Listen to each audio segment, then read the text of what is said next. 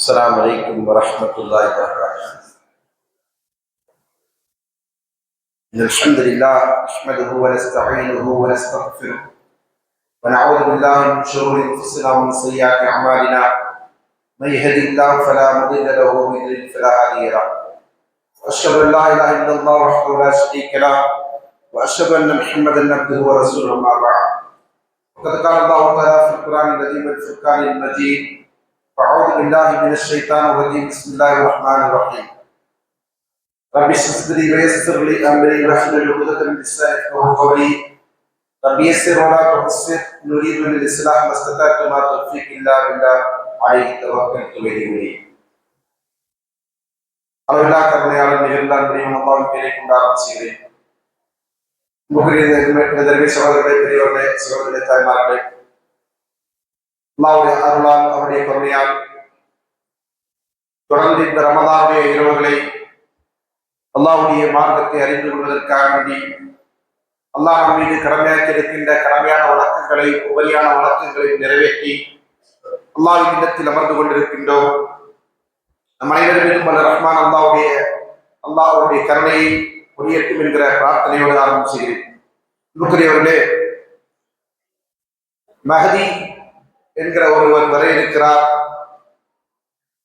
அவரை பற்றிய நம்பிக்கைகள் என்னவெல்லாம் சமுதாயத்தில் இருந்து கொண்டிருக்கிறது, அதில் இதெல்லாம் சரியானது தவறானது என்பதை பற்றிய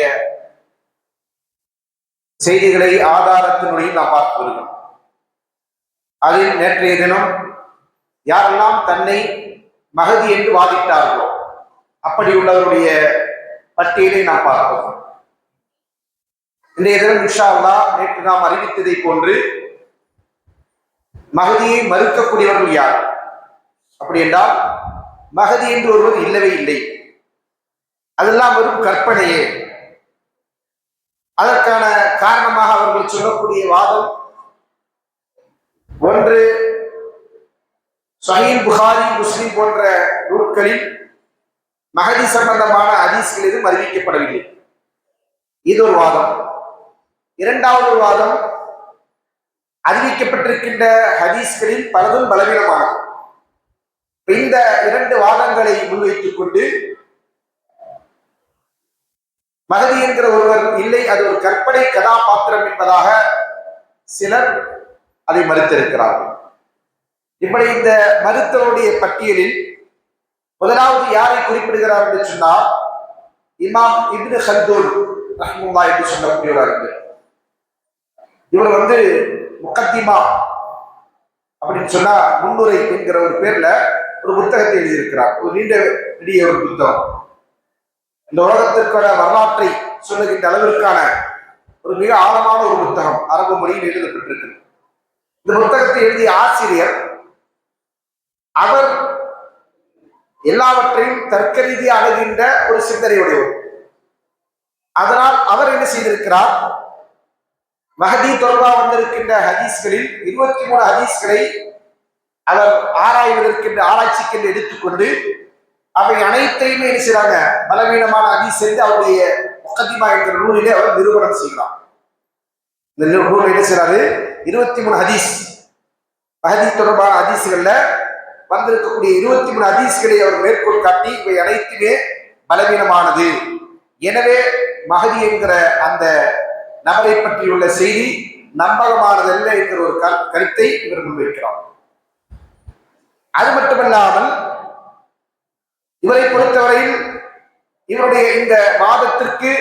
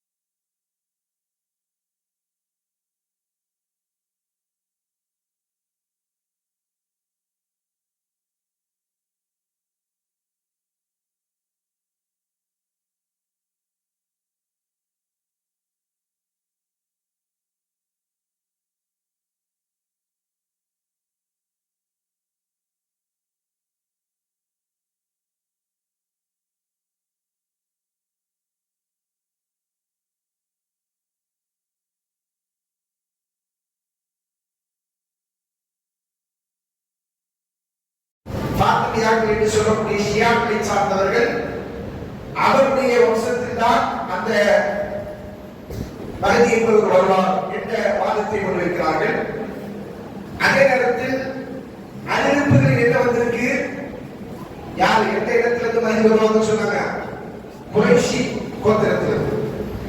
அப்போ இன்றைக்கு குறைஷிகள் வலிமையாக பிரித்து காணப்படுகிறாங்க கேட்டா இல்ல. இவர் சொல்லக்கூடிய காலகட்டத்தில் ஃபாத்திமியாக்களுடைய கை மேலோங்கி இருக்கு. அப்ப அதன் அடிப்படையில் சொல்றாங்க, அப்ப இந்த இனம் என்கிற ஒரு இனமாச்சரியத்தை அகற்றிவிட்டு தான் மஹதி யார் என்பதை பேச வேண்டியிருக்கிறது. என்றால் குறைஷிகளுக்கு எந்த விதமான அதிகாரமும் ஆற்றலும் இல்லாத போது அந்த சமூகத்தை சார்ந்தவராக ஒரு மஹதி வருவார் என்பது ஏற்புடையதல்ல. அப்படி வந்தால் தான் ஒருவேளை என்ன சொன்னாரு, அப்படி வந்தால் தான் என்ன செய்யணும், இந்த ஃபாத்திமியாக்களும் குறைஷிகளும் எல்லாருமே யார் வந்து சப்போர்ட் பண்றாங்களோ அப்படி ஒரு தான் செய்யும் மஹதியா வர முடியும் என்கிற ஒரு கருத்தை இவர் சொல்கிறார். அதன் அடிப்படையில் மஹதி என்பவரை மறுத்தவர்களில், அதாவது அவருடைய செய்திகளை மறுத்து அந்த கருத்தை பலவீனப்படுத்தியவர்களில் முதன்மையானவராக இமாம் இப்னு ஹல்துன் ரஹ்மத்துல்லாஹி என்கிற அறிஞர் பார்க்கப்படுகிறார். அதற்கு அடுத்தபடியாக பிறகு நவீன காலத்தில் தான் இதை மறுக்கின்ற ஒரு போக்கு வந்தது. குறிப்பாக முகமது ரஷீத் ரிலா என்கிற ஒரு அறிஞர், எகிப்தை சார்ந்தவர். அவரும் அவருடைய ஆசிரியராக கொண்டிருக்கிற முகமது அப்துல், இவர்கள் எல்லாம் யாரென்றால் நவீன காலத்தின் புரட்சியாளர் என்று போற்றப்படுகிறவர். என்றால் இவர்களுடைய காலகட்டத்திற்கு பிறகு, அதாவது இவங்களாம் இருந்தாங்க 19ஆம் நூற்றாண்டில் வாழ்ந்தவர்கள். முகமது அப்துல்லா இருக்கட்டும், அதே போன்று ரஷீத் ரிலாவா இருக்கட்டும், இவர்களாக 19ஆம் நூற்றாண்டுடைய ஆரம்ப பகுதியில் வாழ்ந்தவர்கள். இவர்களுடைய பிரச்சாரத்துடைய இன்ஸ்பிரேஷன் தாக்கம் தான் எகிப்தில் ஹசன் பன்னாவால் உருவாக்கப்பட்ட இஸ்வால் முஸ்லிம் அமைப்பு. இந்தியாவில் சையத் அபுலானா மௌதூதி என்பவரால் உருவாக்கப்பட்டிருக்கிற ஜமாத் இஸ்லாமி என்கிற அமைப்பு. இந்த அமைப்புக்கெல்லாம் முன்னோடியாக திகழ்ந்த அறிஞர்கள்லாம் இவங்க என்ன சொல்றாங்க அப்படின்னா, அந்த ஃபிக்ரத்துல் மஹ்திய்ய பில் இஸ்ராயிலியாத் அல்லதி தஹலத் இஸ்லாம, இந்த மஹ்தி என்கிற கான்செப்ட் கோட்பாடு இருக்கு இல்லையா, அந்த சிந்தனை இஸ்ராயிலியத்தை சார்ந்தது. இஸ்ராயிலியன்ல யூதருடைய கட்டுக்கதைகள், அதை சார்ந்த விஷயங்கள், அது இஸ்லாமுக்குள் நுழைந்து விட்டது. இன்னும் சொல்லப்போனால் மார்க்கத்தில் ஒரு விதமான அரசியல் குழப்பத்தை ஏற்படுத்துவதற்கான காரியம் அது இருந்து கொண்டிருக்கிறது. எது மஹதி என்கிற கோட்பாடு, அது இஸ்லாமுடைய போர்வை போர்த்திக் கொண்டு அப்படியான செயலை செய்து கொண்டிருக்கிறது. அதில் எந்த விதமான ஆதாரபூர்வமான செய்தி இல்லை என்று முகமது ரஷீத் ரிலா என்பவர் தஃப்சீர் மனார் என்கிற அவருடைய தஃப்சீர் நூலிலே சொல்கிறார். இவருக்கு பின்னாடி இன்னும் சிலர் இருக்கிறாங்க, இந்த கருத்தை மறுத்திருக்கிறாங்க. குறிப்பா சொல்ல வேண்டும் என்று சொன்னால் அஹ்மது அமீன் என்று சொல்லக்கூடிய ஒரு அறிஞர், அவர் எகிப்தை சார்ந்தவர் தான். அவர் என்ன செய்யறாரு, துஹல் இஸ்லாம் ஃபஜ்ருல் இஸ்லாம் என்ற புத்தகத்துக்கு பேர் அப்படி வச்சிருப்பாரு. துஹானா முற்பகல், இஸ்லாத்தின் முற்பகல், ஃபஜ்ருல் இஸ்லாம்னா இஸ்லாமுடைய காலை பொழுது, விடியல். அப்ப அதுல துஹல் இஸ்லாம் என்கிற ஒரு நூல் அவர் என்ன செய்யறாரு, இந்த மஹதி என்கிற வாதம் வந்து ஷியாக்களால் உருவாக்கப்பட்டது, எனவே அதை என்ன செய்யக்கூடாது, நாம் ஏற்றுக்கொள்ளக்கூடாது என்கிற கருத்தை அஹ்மது அமீன் என்று சொல்லக்கூடிய அறிஞர் முன்வைத்திருக்கிறார். அடுத்ததாக கத்தர் நாட்டை சார்ந்த அப்துல்லா பின் ஸைத் ஆல் மஹ்மூத் என்று சொல்லக்கூடிய ஒரு அறிஞர். இவர் யார் சொன்னா, கத்தருடைய நீதிமன்றத்தின் தலைமை நீதிபதியாக இருந்தவர். அப்படி இருக்கிறவர் ஒரு புத்தகத்தை எழுதுறாரு. என்ன சொல்றாரு, லா மஹதி யுக்தது பஅத ரசூலி கைரல் பஷர், மனித சமுதாயத்தின் சிறந்த தூதராக கொண்டிருக்கிற முஹம்மது ஸல்லல்லாஹு அலைஹி வஸல்லம் அவர்களுக்கு பின்னாடி மஹதி என்கிற ஒரு எதிர்பார்க்கப்படுகிற நபர் இல்லை என்கிற கருத்தை சொன்னாங்க. அவர் சொல்றார். சொல்லிட்டு இந்த மஹதி தொடர்பாக அறிவிக்கப்பட்டிருக்கின்ற ஹதீஸ்கள் எல்லாம் என்னது, பலவீனமானதாக இருந்து கொண்டிருக்கிறது, ஆதாரங்களுக்கு முரண்படக்கூடியதாக இருந்து கொண்டிருக்கிறது என்கிற கருத்தை இவர் முன்வைக்கிறார். இதே அடிப்படையில் உலகம் பூரா இருந்து கொண்டிருக்கிற அஹ்லுல் குர்ஆன் என்கிற ஒரு கூட்டம். அஹ்லுல் குர்ஆன் யாரு, குர்ஆன் மட்டும் போதும் அப்படின்னு அர்த்தம்.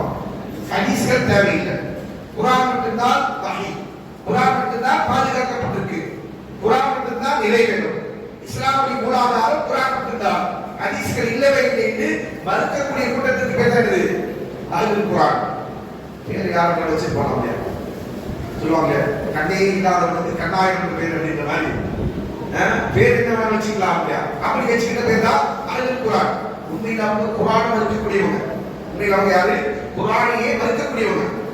அந்த அடிப்படையில அந்த கூட்டத்தை சார்ந்தவர்கள் பேசுறாங்க, மகதியை ஒட்டுமொத்தமா மறுத்திருக்கிறார்கள். காரணம், அதனிடத்தில் ஹதீஸ்கள் என்பது ஆதாரம் அல்ல. ஹதீஸ்கள் என்ன செய்யாது? ஆதாரமாக எடுத்துக்கொள்ள முடியாத ஒன்று என்பதுதான் அவருடைய வாதம். அந்த வாதத்தின் அடிப்படையில் அவங்க செஞ்சிருக்கிறாங்க, மகதியுடைய வருகையை முற்றா மறுத்திருக்கிறார். அதற்கு அடுத்தபடியாக சமகாலத்தில் இருந்து கொண்டிருக்கிற ஒரு நபர், அதுதான் இப்ராஹிம் என்று சொல்லக்கூடிய ஒருவர் அரபு உலகத்தில் ஒரு யூடியூபராக வளர்ந்து கொண்டிருக்க முடியும். யூடியூபர் அப்படின்னு தெரியலையா? சொல்லுவாங்க, அறிஞர்கள் பிரபலமா இருப்பாங்களா அல்லது யூடியூபர்ஸ் பிரபலமா இருப்பாங்கன்னு கேட்டா யார் பிரபலம்? யூடியூபர்ஸ் தான் பிரபலம். அப்ப அவங்க அதே மாதிரி அரபு உலகத்துல பிரபலமான ஒரு யூடியூபர், சரிங்களா? பெரும் அறிஞர்கள் இருக்கிறாங்க அரபு உலகத்துல, வாழ்ந்து கொண்டிருக்கக்கூடிய வாசகா உயிரோடு இருந்து கொண்டிருக்கிற அறிஞர்கள் யாரு? ஷேக் சாலிஹ் ஃபௌசான் ரஹ்மத்துல்லாஹி அவர்கள், அதே போன்று ஷேக் சாலிஹ் அஹ்மத் சிந்தி, அதே போன்று ஷேக் ருஹைனி, இப்படி எத்தனையோ அறிஞர்கள் பேர் சொல்லிட்டே போறாங்க. ஆனா இவங்களால யாருக்கும் தெரியாது தெரியுமா? அரபு உலகத்திலேயே பலருக்கும் தெரியாது. அதே மாதிரி இவங்களுக்கு சேனல் தான் இருக்கு, இவங்க யூடியூப்ல வச்சிருக்கிறாங்க. இவங்க வச்சிருக்காங்க, இவங்க சொந்தமா வச்சு ரன் பண்றது இல்ல, இவங்களுடைய பேர்ல இவங்களுடைய வீடியோக்களை, இவங்களுடைய வகுப்புகளை பதிவேற்றம் செய்யக்கூடிய வீடியோக்கள் சேனல் இருந்து கொண்டு இருக்கு. ஆனா அந்த சேனல்ல பாத்தீங்கன்னா அவங்க போடுற வீடியோவை ஒரு 3000-4000 பேர் பார்ப்பாங்கன்னா, இந்த அத்னான் இப்ராஹிமி போன்றவர்கள் போடக்கூடிய வீடியோக்கள் நினைச்சுவாங்க 3 லட்சம், 5 லட்சம், 10 லட்சம் லட்சங்களா இருக்கு வீடியோ. சரியா? அது நம்ம ஊர்லயே அதே மாதிரி ஃபித்ரா நீங்க பார்க்கலாம், அதே ஃபித்ரா நம்ம ஊர்லயே பார்க்கலாம். அப்ப இப்படியாக ஒரு பிரபலம் இவர் என்ன செய்யறாரு அப்படின்னா, இவருடைய வழக்கமே சஹீஹ் புகாரில பலவிதமான ஹதீஸ் இருக்கிறது என்கிற வாதத்தை முன்வைத்துக் கொண்டிருக்கக்கூடிய ஒரு நபராக இருக்கிறார். அப்படி இருக்கிற அத்னான் இப்ராஹிம் ஒரு காணொலியில அவர் பேசினாரு, மகதி என்பவர் இல்ல, மகதி என்பது பொய், கற்பனை அப்படின்னு சொல்றாருன்னு சொல்லிட்டு வேடிக்கை என்னன்னா அவருடைய ஆதாரம் தான் வேடிக்கை. என்ன ஆதாரம் சொல்றாரு அப்படின்னா, சஹீஹ் புகாரியை பற்றி புகாரிலும் சஹீஹ் முஸ்லிமிலும் இமாம் புகாரி அவர்களும் முஸ்லிம் அவர்களும் இவரை பற்றி இந்த மகதியை பற்றிய எந்த குறிப்புகளும் வழங்கவில்லை, வெளிப்படையாக அவர்கள் பெயரை குறிப்பிடவில்லை. அப்படின்னு அர்த்தம் ஆதாரம். சஹீஹ் புகாரில் இருக்கிற ஹதீஸை மறுக்கிறது இவர் என்ன செய்யறாரு? நான் புகாரி அவர்கள் பதிவு செஞ்ச ஹதீஸை மறுக்கிறது இவர், இந்த மகதியை மறுக்கிறது இவரிடம் வாதம் வைக்கிறாரு. சஹீஹ் புகாரில இல்ல. சமீபத்தில் நம்ம சகோதரர் ஒருத்தருக்கு கூட கேள்வி கேட்டார், ஏன் புகாரி இமாம் அவர்கள் முஸ்லிம் இமாம் அவர்கள் மகதியை பற்றி சொல்றாங்க? கேள்வி நல்ல கேள்வி தானே. சகோதரர் வந்து கேட்கறது தெரிந்து கொள்வதற்காக கேட்டாரு. அதே கேள்வியை இவங்களே செஞ்சிருக்கிறாங்க, முன்வச்சிருக்கிறாங்க. இதற்காண்டி இந்த ஒரு விஷயத்தை மறுப்பதற்காக இந்த கேள்வி லாஜிக்கா பார்த்தா சரின்னு சொல்லிக்கணும் இல்லையா? சரி, இப்ப நான் உங்களுக்கு திருப்பி ஒரு கேள்வி கேட்கிறேன். நபிமார்கள் உலகத்திற்கு வந்த நபிமார்கள் எல்லோருமே யாருடைய ஃபித்னாவை குறித்து எச்சரிக்காமல் இருப்பதில்லை என்று ரசூல் சொல்றாங்க. தஜ்ஜாலுடைய ஃபித்னா, தஜ்ஜாலுடைய ஃபித்னா, இந்த உம்மத்தில் ஏற்படுகின்ற ஃபித்னாக்களில் ஆகப்பெரிய ஃபித்னா இது தஜ்ஜாலுடைய ஃபித்னா. தஜ்ஜால் என்பவன் எப்படிப்பட்டவன்? அவன் தன்னை அல்லாஹ் என்று சொல்லக்கூடியவன் இல்லையா? மக்கள் அவன் சொல்லுவான், நான் தான் அல்லாஹ். நவுதுபில்லாஹ், எப்படிப்பட்டவன்? இவ்வளவு பெரிய குஃப்ரான வாதத்தை முன்வைக்கக்கூடியவன். அது மட்டுமல்லாமல் அவனை பொறுத்தவரை நான் ஏற்கனவே கேட்டது கொடுத்த தஜ்ஜால் பிறந்துட்டானா இல்லை இனிமே பிறக்கணுமா? என்ன சொன்னீங்க எல்லாரும்? பிறந்துட்டான். தெரியுதுதானே? எப்ப பிறந்தான் சொல்லாதீங்க, டேட்டா பொறுத்தவரை நாங்க பார்க்கலன்னு சொல்லிக்காதீங்க. எப்ப பிறந்தான் நான் என்ன கேட்க வரேன், எந்த காலத்துல பிறந்தான்? ரசூலுல்லாஹ்வுடைய காலத்துக்கு முன்னாடி இருக்கிறாங்க. ஏன்னா ரசூலுல்லாஹ்வை பற்றி செய்ய தன்னும் தாரி உண்மையிலாவுடைய சம்பவத்தில் அவன் என்ன கேட்பான்? மதீனாவுக்கு ஒரு நபி வரணும் வந்துட்டாரான்னு கேட்பான். அப்ப அவனுக்கு என்ன அறிவுக்கு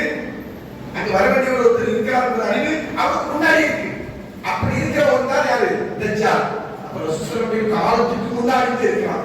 எந்த காலத்தில் நம்மளால இருக்க முடியாது, வரையறுக்க சொல்ல முடியாது, ஆனா இருக்கிறான். அப்படி இருக்கிற ஒருவனை பற்றி குர்ஆன் என்ன இருக்குங்க? குர்ஆன் எந்த ஆயத்தில் சொல்லப்பட்டிருக்கு? குர்ஆன் ஏதாவது குறிப்புகள் இருக்கிறதா? கியாமத் நாளுடைய அடையாளமாக வருகின்ற தாபூத் நாளை பற்றி கூட குர்ஆன் வசனம் இருக்கிறது. ஆனா யார் பத்தி இல்ல? தஜ்ஜால் பத்தி எந்த செய்தியுமே குர்ஆன் இல்ல. அப்ப தஜ்ஜால் என்று மறுத்துடலாமா? தஜ்ஜால் இல்ல என்று சொல்லிடலாமா? இது என்ன இல்ல? குர்ஆனையும் சுன்னாவையும் நம்பிக்கை கொண்டிருக்கிற மக்களுடைய போக்காக இருக்க முடியாது. குர்ஆனையும் சுன்னாவை ஏற்றுக்கொண்டு சொன்னா இரண்டுமே வகை. ஒரு கல்ல வெண்ணெய், ஒரு கல்ல சுண்ணாம்பு வைக்க முடியாது. ரெண்டுலயுமே இருக்கணும். வெண்ணெய் வச்சா ரெண்டு வெண்ணெய் தான். சரிங்களா? அப்படிதான் எடுத்துக்கொள்ளணும். அந்த அடிப்படையில் குர்ஆனை எப்படி ஆதாரமாக எடுத்துக் கொடுக்கிறோமோ அதே போன்றுதான் அல்லாஹ்வினுடைய நாவிலிருந்து வந்திருக்கக்கூடிய ஆதாரபூர்வமான செய்தி நம்ம நல்லா புரிஞ்சுக்கிறோம். பலவீனமான செய்திகளை, இட்டுக்கட்டப்பட்ட செய்திகளை நம்ப வேண்டும் என்று நம்ம யாரும் வாதிக்க முடியாது.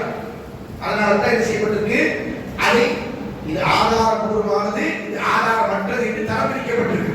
அப்ப இந்த தரம் பிரிவை எதற்கு என்று சொன்னால் ரெண்டுத்தையும் வேறுபடுத்தி தான் நம்ம புரிந்து கொள்ளணும், நம்பிக்கை கொள்ளணும். எந்த அடிப்படையில் தான் இந்த மார்க்கம் பாதுகாக்கப்பட்டிருக்கிறது என்பதற்கான சான்றாக இந்த நேற்றல்ல ஹதீஸ் நூல்கள் தொகுக்கப்பட்டு 1000 ஆண்டுகளுக்கு மேலாக இருந்துச்சு. யோசிச்சு பாருங்க. நீங்க வேறு ஏதாவது ஒரு மதங்களில் ஒரு கோட்பாடுகளில் நூல்கள் இருக்கும். ஆனா இப்படியான முறையில் பாதுகாக்கப்பட்ட நூல்கள் இருக்குமா? எந்த அளவுக்குனா அந்த மத நூல்கள் கூட பாதுகாக்கப்படவில்லை என்கிற சந்தேகத்திற்குரியதாக இருக்கு. உதாரணமா சொல்லலாம், பைபிள், நீசியா கவுன்சில் AD 311 கான்ஸ்டன்டினோபிள் கூடிய அந்த நீசியா கவுன்சில தீர்மானிக்கப்பட்டதோ பைபிள். ஆனா பைபிள் எழுதப்பட்டதோ அதுக்கு முன்னாடி. அதுல என்ன செஞ்சாங்க? பல பைபிள் என்ன செஞ்சாங்க? இதெல்லாம் பைபிள் அல்ல, அத்தன்டிக் அல்ல என்று ரிஜெக்ட் பண்ணாங்க. இதெல்லாம் நம்பகமானது அல்ல என்று மறுத்தாங்க. அப்படியான நிலைகள் குர்ஆனுக்கோ ஹதீஸுக்கோ கிடையாது. எதை இமாம் புகாரி அவர்கள் தொகுத்தார்களோ அதுதான் இன்று வரையிலும் சஹீஹ் புகாரி. எதை இமாம் முஸ்லிம் அவர்கள் தொகுத்தார்களோ அதுதான் இன்று வரையிலும் சஹீஹ் முஸ்லிம். இப்போ என்ன செய்யறாங்க? ஒரு ஹதீஸ் கூட சொல்லலாம். இமாம் புகாரி அவர்கள் தொகுத்ததை காட்டும் ஒரு 10 ஹதீஸ இன்னொருத்தர் வந்து எக்ஸ்ட்ராவா சேர்த்துட்டாரு. அது முஸ்லிம்ல இன்னொருத்தர் ஏன்னா பைபிளுடைய வேதத்துடைய அந்த நம்பிக்கை தன்மையில என்ன குறைபாடு சொன்னா இதாக குறைபாடு. என்ன குறைபாடு? பர்னபாஸ் சுவிசேஷம் என்பது பைபிள் இருந்தது, அது பின்னாடி வந்தவங்க நீக்கிட்டாங்க. மத்தேயு சுவிசேஷம் என்பது ஆயக்காரன மத்தேயு எழுதியிருந்தா மத்தேயு சுவிசேஷம். ஆனா அவர் ஈசா அலைஹிஸ்ஸலாமோட சீடர் அல்ல. இதான் வாதம். நாம சொல்றது இல்ல. இது எல்லாமே கிறிஸ்தவ உலகம் ஏற்றுக்கொண்டிருக்கிற ஒரு கோட்பாடு. கிறிஸ்தவ உலகம் என்ன சொல்லுவாங்க? பைபிளை ஆராய்ச்சி செய்து அந்த வேதத்தை நம்பிக்கை கொண்டிருக்கிற மக்களை சார்ந்த அறிஞர்கள் சொல்லக்கூடிய ஸ்டேட்மெண்ட். அப்படியான நிலை சஹீஹ் புகாரிக்கோ முஸ்லிமுக்கோ அல்லது வேறு ஏதாவது ஹதீஸுக்கோ இருக்கிறது என்றால் இல்லவே இல்லை. இந்த ஒரு அடிப்படையில் அதை சொல்லுவோம், புரிந்து கொள்ளணும். அப்ப ஹதீஸில் வந்தாலும் அது வஹீதான் அல்லாஹ்வின் தூதர் ஸல்லல்லாஹு அலைஹி வஸல்லம் அவர்கள் கூறியதாக நம்பகமான அறிவிப்பாளர் தொடர்பு செய்தி வந்துச்சு சொன்னா முடிஞ்சிருச்சு, நமக்கு சாப்பிடும். அதுக்கப்புறம் நமக்கு என்ன செய்வதில்லை? புகாரி தான் வரணும், முஸ்லிம் தான் வரணும். ஏன் தஜ்ஜால் பத்தி ஹதீஸ் கூட இந்த இதுல வரல, புகாரில வரல, புரியல? தஜ்ஜாலை பற்றி அறிவிப்பு கூட என்ன செய்யல? புகாரில வரல. அதுக்காக தஜ்ஜால் என்ன சொல்ல முடியுமா? இப்படியான வாதங்கள் என்ன? மார்க்கத்தை ஏற்றுக்கொள்வதற்கான அளவுகோல் அல்ல. அப்ப இந்த அளவுகோலை மீறக்கூடியவங்க தான் என்ன செய்றாங்க? இதை மறுக்கிறாங்க. அதே போன்று இறுதியா செய்த அபுலால் மௌலூதி அவர் என்ன செய்வார்னா பார்சியா மறுப்பார். தஜ்ஜால் ஒரு இடத்துல அவரிடத்துல மாலை நேர கேள்வி பதில் அப்படின்றது அவரிடத்துல இருந்து கொண்டிருக்கிற ஒரு கேள்வி பதில் உரையாடும். அதுல வந்து செய்வாரு, இந்த மகதி இருக்கிறார்கள், மகதி வந்தா பாத்துக்கலாம் அப்படின்ற ஒருத்தர் வருவாங்க எதிர்பார்த்துல இருக்க தேவையில்லை அப்படின்னு சொல்லுவார். இன்னொரு இடத்துல அவருடைய என்று சொல்லக்கூடிய புத்தகத்துல அவர் என்ன செய்வாங்கன்னா மகதி என்பவரை நம்ம சொல்லுவோம் கொண்டு வரணும் அப்படின்னு. அதாவது மகதிங்கிற அந்த கான்செப்ட், மகதிங்கிற நபர் இல்ல, அந்த கான்செப்டை நம்ம சொல்லுவோம் உருவாக்குவதற்கு முயற்சிக்கிறோம். அப்படின்னா ஒரு ஆட்சியை உருவாக்கணும். கடைசியில் எங்க வந்துட்டாங்க? அதுக்கு முன்னாடி ஆட்சியாளர்கள் ஆட்சியை வைத்துக் கொண்டுதான் இந்த மகதி தீர்மானிக்கப்படுகின்ற அதே சித்தாந்தத்தை அவர் முன்வைக்கிறார். இப்படியான குழப்பங்கள் குளறுபடிகள் இந்த விஷயத்திலே மகதியுடைய நம்பிக்கை சார்ந்திருக்கிறது, மகதியை மறுக்கக்கூடியவர்களிடத்தில் இருந்து கொண்டிருக்கிறது என்பதை நாம் புரிந்து கொள்ள வேண்டும். இன்ஷா அல்லாஹ் இதோட இந்த உரையை நான் நிறைவு செய்கிறேன். அடுத்ததாக இன்ஷா அல்லாஹ் நம்ம என்ன தலைப்பை பார்க்க போறோம்னு சொன்னா, மகதியை பற்றி ஆதாரபூர்வமான செய்திகள் ஹதீஸ்கள்ல என்னெல்லாம் அறிவிப்புகள் வந்திருக்கிறது, அது அல்லாஹ்வின் தூதர் ஸல்லல்லாஹு அலைஹி வஸல்லம் அவர்கள் மகதியை பற்றி, அவருடைய பெயரை பற்றி, அவருடைய குடும்பத்தை பற்றி, அவருடைய பணியை பற்றி, அவருடைய காலத்தை பற்றி என்னவெல்லாம் சொன்னார்கள் என்கிற செய்திகளை ஹதீஸுடைய வெளிச்சத்தில் நாம் அறிந்து கொள்ள இருக்கிறோம். அந்த செய்திகளை நாம் தெரிந்து கொள்வதோடு இந்த மகதியுடைய தலைப்பில் அவருக்கு முன்வைப்பதும், அதற்கு பிறகு மகதிக்கு மறுமைக்குமான தொடர்பு என்ன என்பதை பற்றிய செய்திதான் நாம் பார்க்க வேண்டியிருக்கும். இன்ஷா அல்லாஹ் அல்லாஹ் நாடினால் இந்த தொடர் உரை நம்மளை பார்க்க இருக்கிறோம். அன்பானவர்களே, இப்போது 8 மாத குழந்தை மௌத்தாகி அந்த ஜனாசா நம்முடைய மஸ்ஜிதுக்கு கொண்டு வரப்பட்டிருக்கிறது. எனவே இங்கே இருந்து கொண்டிருக்கிற சகோதரர் யாரும் இங்கிருந்து கலைத்து செல்லாமல்